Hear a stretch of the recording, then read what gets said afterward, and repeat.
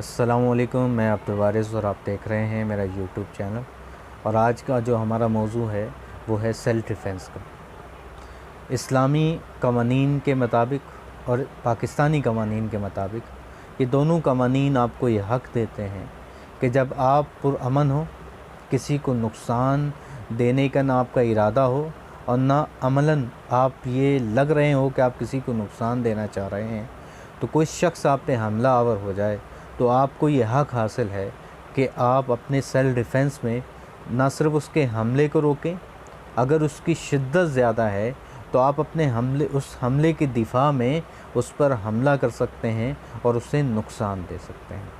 लेकिन पाकिस्तान की आला अदालतों ने अपने फ़ैसलों में ये वाज़ेह कर दिया है कि सेल्फ़ डिफ़ेंस की जो सूरत है वो बराबरी होनी चाहिए। ऐसा नहीं होना चाहिए कि कोई आपको गाली दे रहा है तो आप उस पर हमलावर हो जाएं।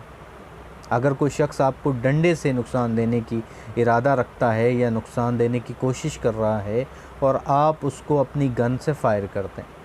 फिर एक और चीज़ आपको जो याद रखने की है वो ये है कि अगर कोई शख्स आपको नुकसान दे रहा है, आप पे हमलावर हो रहा है, आप पे हाथ उठाया है, तो आप सीधा सीधा पहला हमला ही उसके सर के ऊपर नहीं कर देंगे। आप ऐसा नहीं कर सकता है कि कोई शख्स आप पे हमलावर हुआ और आपने अपनी गन उठाई या डंडा उठाया, डायरेक्ट उसके सर पे मार दिया, जिसकी वजह से उसकी हलाकत हो गई। इस सूरत में आपको अदालत के अंदर ये साबित करना पड़ेगा कि आपके पास दूसरा कोई रास्ता ही नहीं था।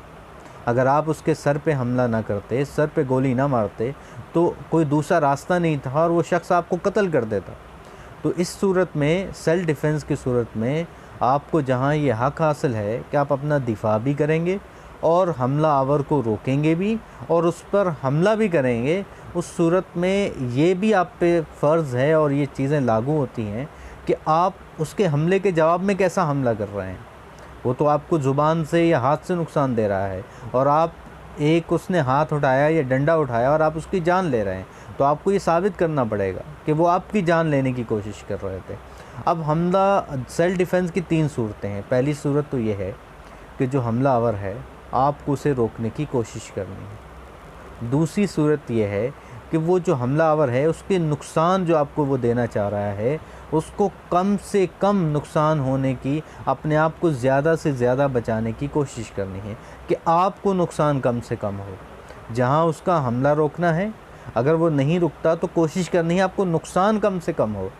तीसरी सूरत ये है कि आप उसका हमला रोक नहीं सकें, आप अपने नुकसान को कम से कम आपने अगर नहीं कर सके या करवा लिया, अपना नुकसान कम कर लिया, अब आपने जो उसको नुकसान देना है वो भी कम से कम होना चाहिए। वो सिर्फ़ इतनी हदूद तक होना चाहिए कि आपका नुकसान रुक सके, आपको जो है वो जानी और माली नुकसान जो है वो ना हो सके। ऐसा नहीं हो सकता कि वो जो हमलावर था वो तो आया था सिर्फ़ आपको 2-3 डंडे मारने के लिए और आप बदले में वो जिस गाड़ी में आया उस गाड़ी को भी जला दें, उसको भी गोली मार के हलाक कर दें, फिर आप जाके उसकी फैमिली पे भी हमलावर हो जाएं। तो इस सूरत में आपको सेल्फ़ डिफ़ेंस की जो है हक़ हासिल नहीं है। आपको ये साबित करना पड़ेगा कि वो आप पे हमलावर किस सूरत में हुआ, किस तरह हुआ, उसकी नौइयत क्या थी और फिर जवाबन आपने उस पर कैसा हमला किया और उसको कैसे रोकने की कोशिश की। ये चीज़ें आपको याद रखने की हैं।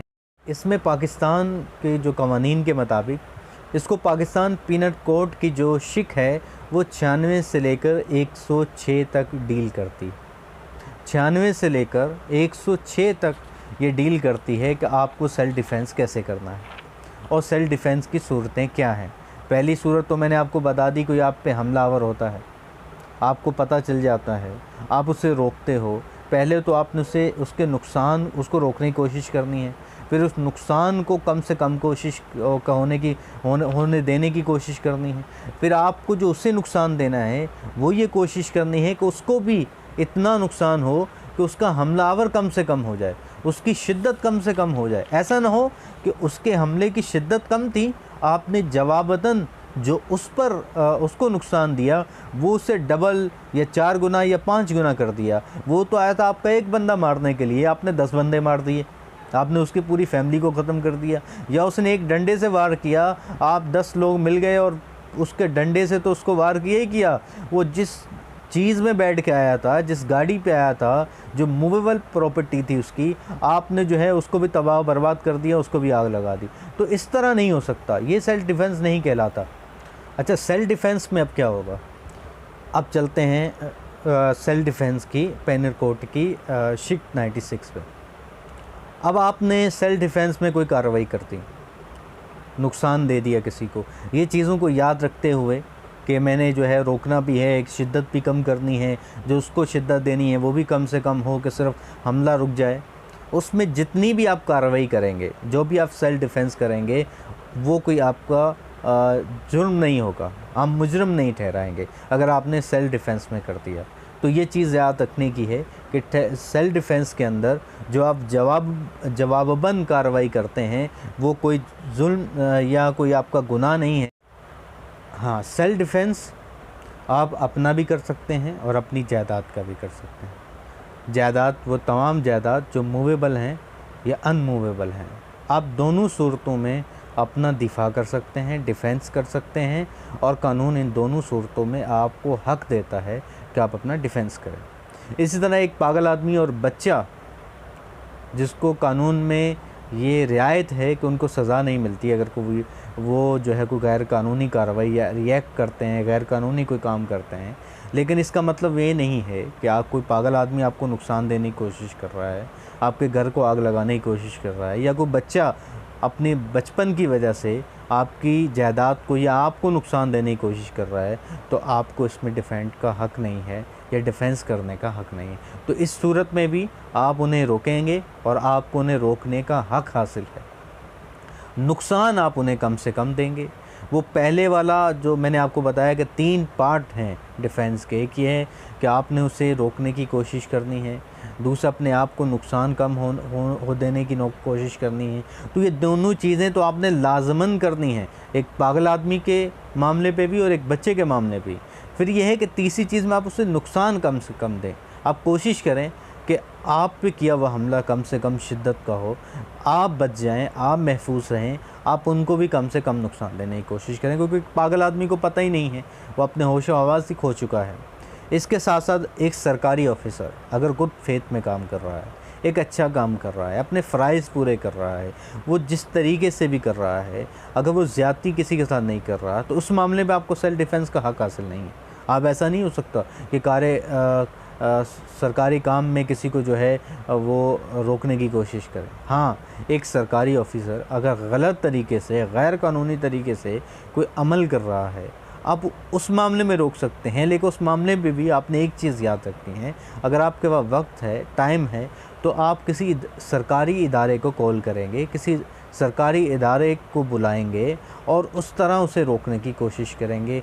ऐसा नहीं हो सकता कि आपके पास वक्त भी है और आप किसी को बुलाएं नहीं, किसी को इन्फॉर्म ही नहीं करें और आप उस पर हमलावर हो जाएं, तो ये जो है आपको डिफेंड का हक़ नहीं देता।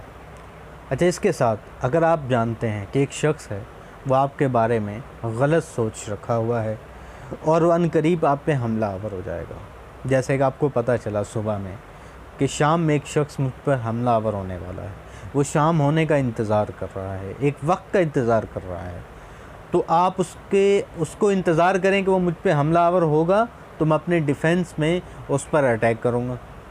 आप पूरी रात शाम हुई, आपको पता है आज आपके घर में डकैत आने वाले हैं, जो आपके घर में डाका डालने की कोशिश करेंगे, डकैती करने की कोशिश करेंगे। आपने क्या किया कि शाम को ही अपनी गन, असला वगैरह जो है ना रेडी रखा कि रात में वो लोग मेरे घर पे डकैती डालने आएंगे और मैं उन्हें गोली मार के कत्ल कर दूँगा। तो ये सेल्फ़ डिफेंस नहीं है, क्योंकि आपको ये पहले से मालूम हो चुका है कि वो शख्स मेरे घर में डकैती डालेंगे, मेरे घर में आके अटैक करेंगे, डाका डालने की कोशिश करेंगे, आपके पास इन्फॉर्मेशन है। तो अब आपको किसी सरकारी इदारे की हेल्प लेना ज़रूरी था, आपको पुलिस को इन्फॉर्म करना ज़रूरी था। आप इस तरह अपना सेल्फ़ डिफेंस नहीं कर सकते जबकि आपको मालूम है। तो जिस चीज़ का, जिस ख़तरे का आपको पहले से मालूम हो, उस मामले में आप बीच में किसी सरकारी इदारे को इन्वॉल्व करेंगे, इंतज़ार नहीं करेंगे, आप उसका इंतज़ार नहीं करते रहेंगे। इसके साथ साथ आप इस चीज़ को बहुत ही जो है वो डीपली सोच लें, याद रख लें, महफूज कर लें कि सेल्फ़ डिफेंस में आपको उतना ही सेल्फ़ डिफेंस करना है जितनी ज़रूरत है, ज़रूरत से ज़्यादा किसी को नुकसान नहीं देना। अब किन सूरतों में आपको सेल्फ़ डिफेंस का हक़ हासिल नहीं है? मसलन एक शख्स है, वो किसी का रेप करता है, किसी के रेप करने की कोशिश करता है, तो सामने वाले लोग उसे कत्ल कर देते हैं, सामने से वो कत्ल हो जाता है या उसके जिस्म को नुकसान देते हैं, तो इस वक्त आपको या उस शख्स को अपना सेल्फ़ डिफेंस करने का हक़ हासिल नहीं है। अब आप अपना हक़ खो चुके हैं। इसी तरह कोई शख्स है, वो दिन को या रात को कहीं डकैती डालता है, कहीं डाका डालता है, कहीं से असले के ज़ोर पे कहीं से कुछ छीनने की कोशिश करता है, और सामने से जिसके साथ वो ये ज़्यादती कर रहा है वो उसे नुकसान दे देता है, हलाक कर देता है, या जिस्म का कोई हिस्सा जो है वो ख़राब कर देता है, तोड़ देता है, तो इस मामले में भी उसको अपना सेल्फ़ डिफेंस करने का हक़ हासिल नहीं है कानून की रूह से। तो ये आपको अच्छी तरह याद रखना है। इसी तरह आप किसी के घर को आग लगाने की कोशिश करते हैं, किसी के घर को आग लगाने का जो है इरादा लेके जाते हैं, आग लगा देते हैं या कोशिश कर देते हैं, तो सामने वाली जो पार्टी है वो आपको नुकसान पहुंचाती है, क्योंकि आप किसी पे अटैक करने जा रहे हैं। तो इस सूरत में भी आपको जो है सेल्फ़ डिफेंस का हक़ हासिल नहीं है, क्योंकि आप किसी को नुकसान दे रहे हैं। इसी तरह स्ट्राइक के अंदर जैसे बहुत से लोग मॉब बना के आ जाते हैं, बहुत से लोग मिल के आकर किसी को नुकसान पहुंचाने की कोशिश करते हैं, किसी की जायदाद को नुकसान पहुंचाने की कोशिश करते हैं, रोड के ऊपर स्ट्राइक के दौरान किसी की गाड़ी को तोड़ देते हैं या तोड़ने की कोशिश करते हैं। तो वो शख्स जिसकी वो जायदाद है, उसकी गाड़ी है या उसका घर है, जिस पे आप नुकसान कर देने की कोशिश कर रहे हैं, आग लगा रहे हैं, तोड़ रहे हैं, अगर वो शख्स पलट के वार कर देता है और मॉब में से एक या एक से ज़्यादा लोगों को नुकसान दे देता है, तो इस सूरत में भी आपको सेल्फ़ डिफेंस का हक़ हासिल नहीं है, और अदालत के अंदर आप इसको अपने सेल्फ़ डिफेंस के हक़ से अपने आप को बचा नहीं सकते। यहाँ भी आपको सेल्फ़ डिफेंस का हक़ आप खो चुके हैं। तो आपको ये जो मैंने आज की इन्फॉर्मेशन आपको दी है सेल्फ़ डिफेंस के हवाले से, उम्मीद है कि इंशाअल्लाह बहुत सारे अल्फाज में मैंने बताने की कोशिश की है कि सेल्फ़ डिफेंस असल में है क्या।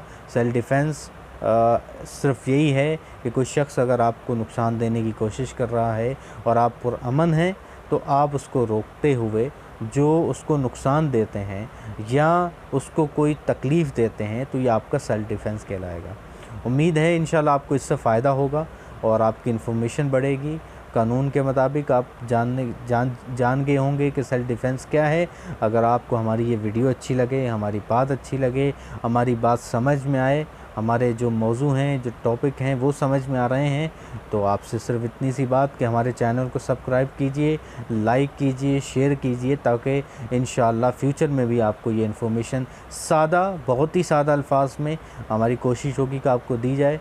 बिल्कुल कोई मुश्किल चीज़ें आपको ना बताई जाएँ, जिसको आप इंतहाई सादगी के साथ आप जो है वो समझ सकें और आप अपनी ज़िंदगी में इसको अप्लाई कर सकें और इन पे अमल कर सकें, और आप जो है आपको आपकी नॉलेज बढ़े और आपके लिए फ़ायदेमंद हो। मेन चीज़ ये है कि आपके लिए फ़ायदेमंद हो।